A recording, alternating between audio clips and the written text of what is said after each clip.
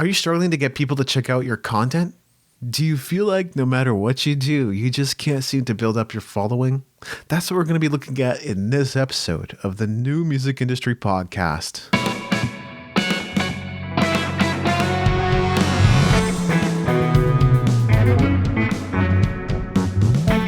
You're listening to the New Music Industry with David Andrew Weeb. Hey, it's David Andrew Weeb. So how many times have you heard publish daily, get your content out there, post 17 times per day, go live, the platform will reward you, SEO will kick in, follow people who follow influencers in your niche. We've all heard the promises. And yet after everything we've been up to in the last year plus at Music Entrepreneur HQ, after publishing daily for a full year, in fact, I haven't stopped publishing daily, by the way, I'm still going. The only conclusion we can come to is that organic reach is dead. Or, at the very least, it isn't all that it used to be. Now, keeping in mind that we waged content warfare across a variety of platforms with unique blog posts, podcast episodes, videos, images, and more. And a lot of it was super high quality. Some of it, it didn't turn out quite what we hoped, but we still got out there daily. I was able to boost my blog's traffic at davidandrew.com by 70% after a year of publishing steadily. And that is a result worth celebrating. I'm not just going to step over it, but it was basically taking that site's traffic from a little bit to a little bit more. That's all it really did. And even growing an email list now, which they say to prioritize, and I agree, we should prioritize growing an email list. It should be pretty much the number one thing we do. It's never been harder. People aren't just willing to give their emails away. The decline in organic traffic isn't anything new, is it? It just isn't. And it's one of the reasons users always seem to bum rush the latest social networking platforms, hopefully knowing full well that at some point those platforms will also stop rewarding them with all this juicy traffic. And I say hopefully because a lot of people seem completely oblivious. They get so wrapped up in it, so excited about TikTok or Clubhouse or some other thing that they spend all their time and energy there only to discover that 3 months later or a year later, why is my traffic down? Why is my following count down? Nobody seems to be interested in my content anymore. Look, this has happened time and time and time again. What happened to Vine? It's gone. It got replaced by TikTok. This stuff happens. You can't stop it from happening. Look at Facebook and Instagram, and trust me, it is going to happen with TikTok and Clubhouse as well. So you can't just depend on one traffic source. And I'll talk more about that later. But what follows is a smorgasbord of thoughts on this important subject of organic reach. I did my best to organize them, but there's really a lot to say here and there's a lot to cover. So if it goes all over the place, don't mind it too much. You're going to find it very valuable regardless. So the first key point I need to cover here. Yes, organic reach is definitely platform dependent. We've seen that with our efforts at Music Entrepreneur HQ as well. We found organic reach is especially tough with what we might consider conventional but high quality methods like blogging, SEO, Facebook, YouTube, and Instagram. At least we find that's the case. Some of you might be going, Instagram's still great. And yeah, we do see Instagram accounts doing very, very well. We don't necessarily put as much time and energy into it as perhaps some people do. And if we did, we might see different results. But even so, with weekly rollout of quality content and sometimes more often, you can only expect to get so far. We did see decent organic reach on Medium, and you may or may not be familiar. I've certainly brought it up on the podcast a few times. It's almost like the Instagram for bloggers, but I have websites that generate more daily traffic than my Medium account, which isn't to say that it isn't reasonable or decent, just based on the sheer amount of time and effort that went into it last year, a minimum of about an hour per day on average. So you still have to wonder a little bit. Now, course, right now I do hear good things about TikTok. I might actually end up spending a little bit of my time exploring it. I don't just poo-poo everything because it's unfamiliar.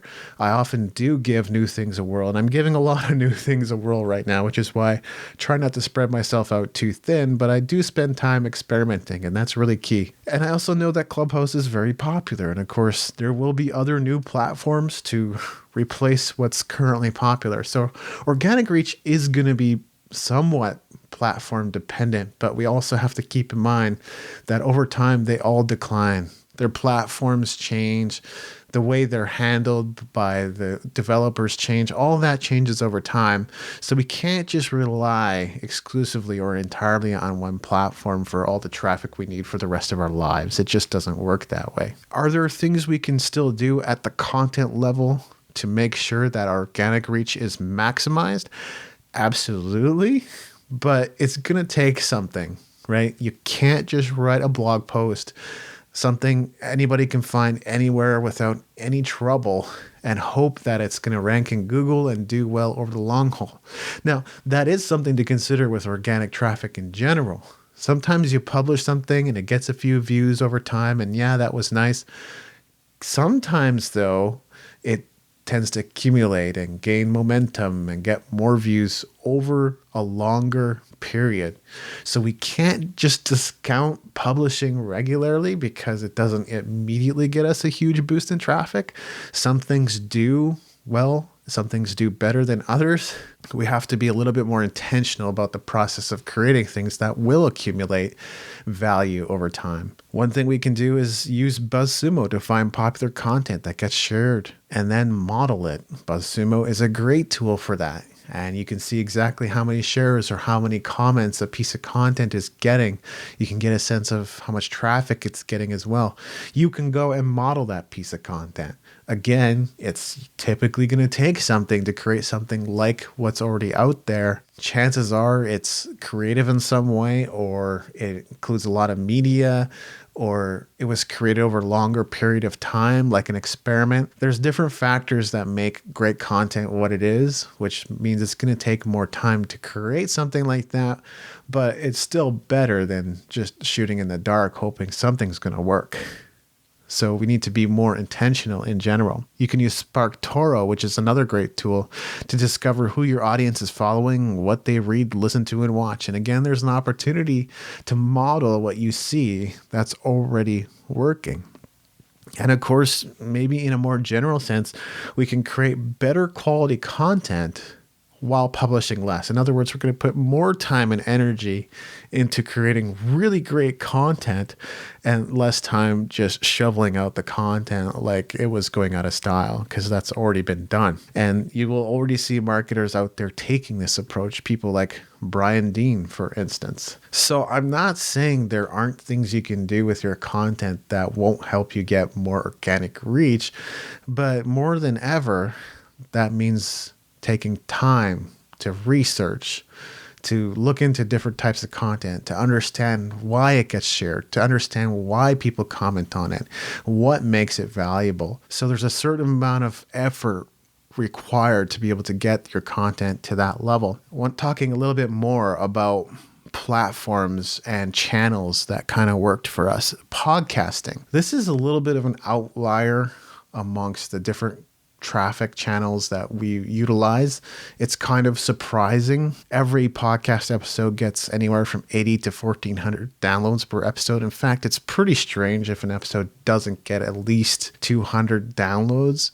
So it is a very, very consistent medium. One thing we'll say though, it's almost too consistent. So for us anyway, the New Music Industry Podcast, it gets 1,000 to 3,300 downloads per month, and that hasn't really changed in years. Yeah, like when we finally reached that point of getting over 3,000 downloads, that was exciting. It stayed pretty consistent after that, or a little bit lower. Podcast growth is still a challenge. I think these days you got to run contests and do giveaways and things like that to be able to grow your show. If you're not doing that kind of stuff, then it's going to be tough. Also, look, podcasting is not easy work.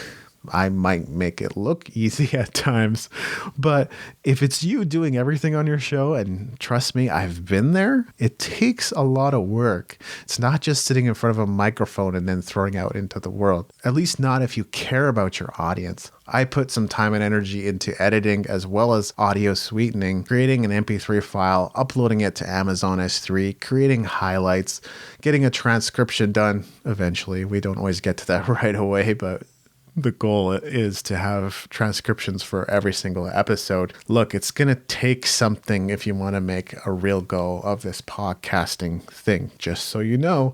But it is a good channel, and people who listen to your podcasts are generally closer to you. They have more of a connection with you. They understand you better. They're more likely to buy from you. So there are certain advantages.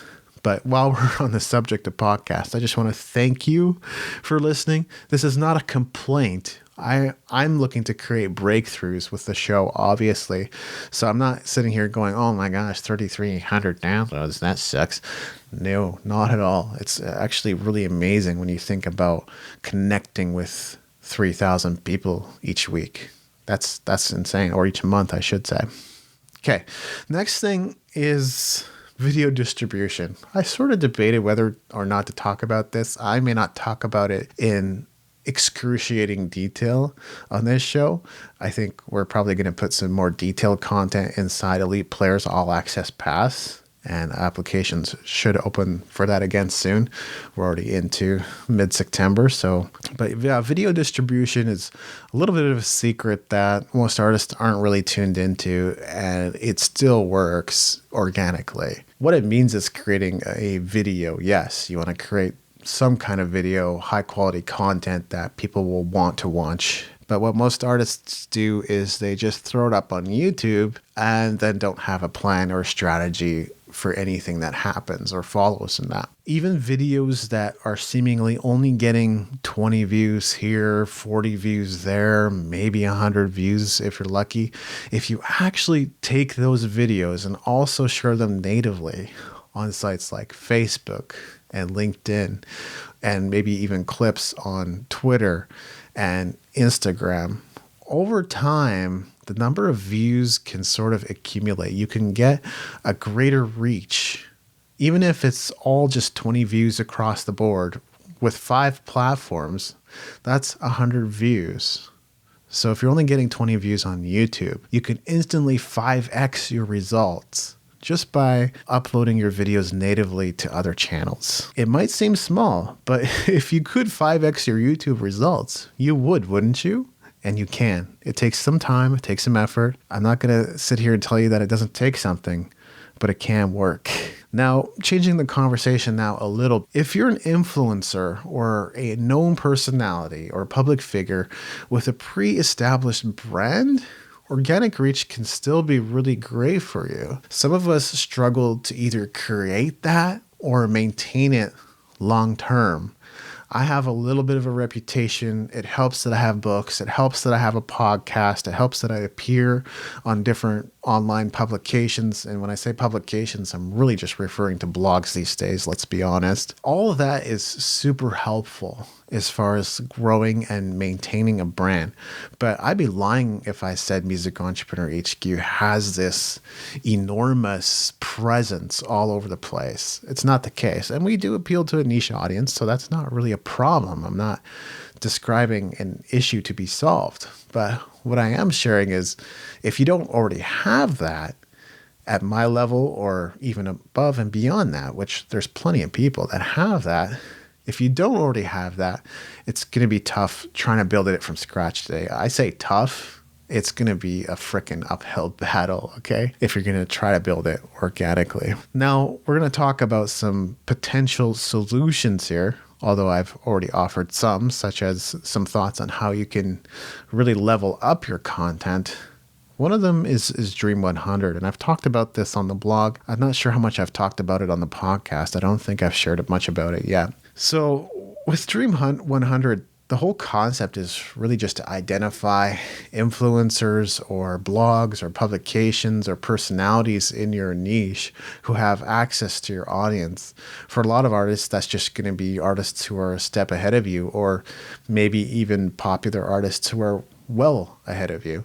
And then working your way in or buying your way in. Now, a lot of people make this a lot more complicated than it needs to be. Dream 100 doesn't need to be complicated at all. I've literally had conversations on Twitter where it was like someone commented on one of my tweets, and it happened to be that they were a music startup. I went and asked them, hey, do you have a blog? I'd be happy to write a guest post for you. And they said yes. And then I submitted my guest post. Oftentimes, it doesn't need to be any harder than that. If you want to look beyond organic reach, then you're going to buy your way in, right? We're no longer talking about organic reach. And some of the solutions aren't going to be organic. That's just the truth of it. You can buy an ad on their website, for example.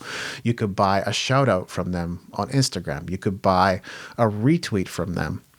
And really the great thing about this is oftentimes we're trying to convert people who are completely cold to us, cold traffic. So they don't really know anything about us.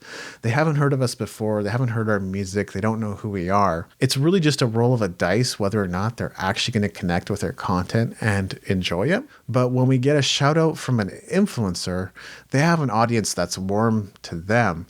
And when they recommend something and put their stamp of approval on what we have, then they're basically sending warm traffic our way, which means we're going to have a higher conversion rate for those people than just trying to draw new people in to our ecosystem. So Dream 100 can be super powerful. Making your list will take some effort. It will take some time, but even that, you can sort of do it bit by bit. You could be looking on Instagram and see who followed you, and maybe that person who followed you is also in similar niche or has access to your audience. Right then and there, you can go and send a message. And so on a daily basis, build that list. And now finally we come to advertising, and really buying shoutouts from influencers is a form of advertising these days. What's important to keep in mind, first and foremost, there's a lot of business models that rely very, very heavily on advertising, but even those are starting to create content these days.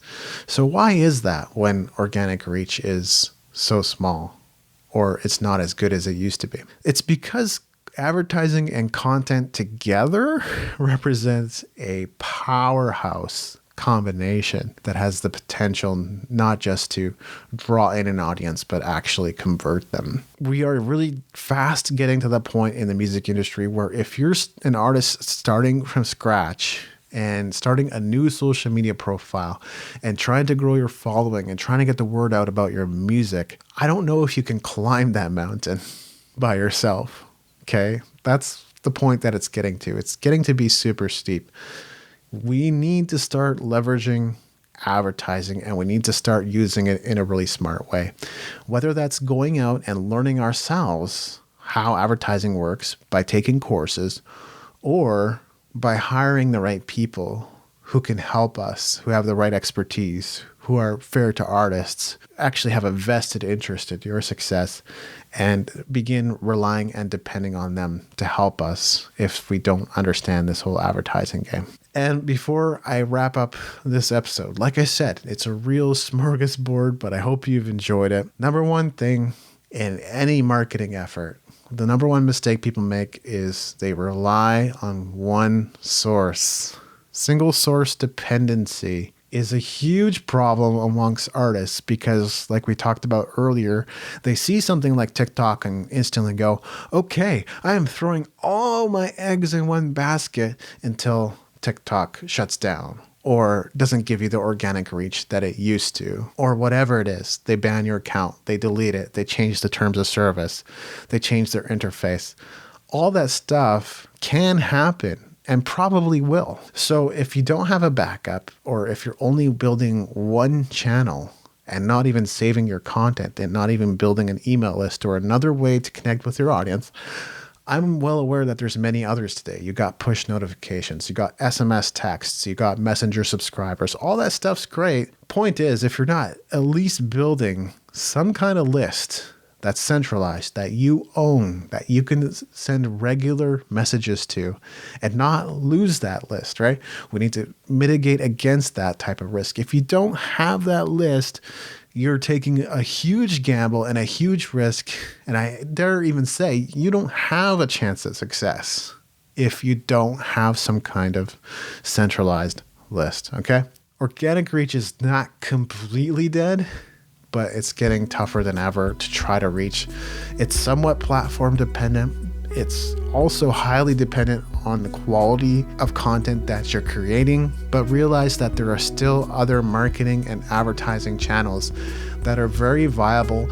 And in fact, if you aren't utilizing them, then you have a tough battle to try to fight. So if you enjoyed this episode of the New Music Industry Podcast, you may have identified a need.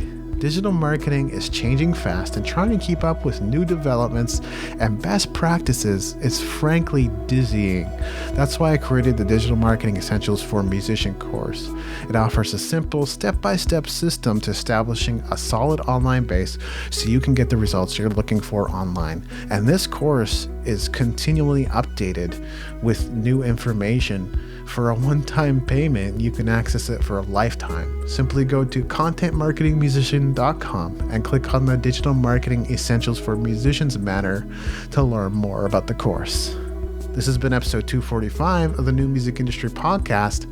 I'm David Andrew Weeb, and I look forward to seeing you on the stages of the world.